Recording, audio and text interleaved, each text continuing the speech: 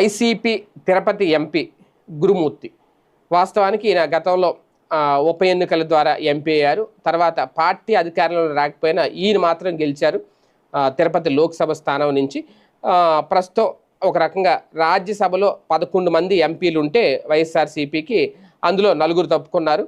ఆ ఎంపీ సీట్లు కూటమి పరమయ్యాయి.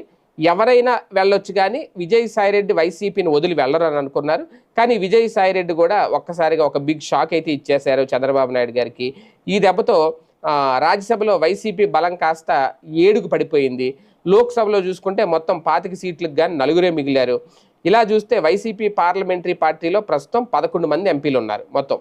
వీరిలో ఎవరికి వారు తమ పనుల్లో ఉన్నారు అనేది అయితే ఇక్కడ కీలకమైన అంశం. పార్లమెంటు సెషన్లో మాత్రం లోక్సభలో మిథున్ రెడ్డి, రాజ్యసభలో వైవి సుబ్బారెడ్డి చర్చల్లో పాల్గొంటున్నా ఆ తర్వాత ఢిల్లీలో చూస్తే వైసీపీ వాయిస్ ఎక్కడా వినిపించట్లేదు.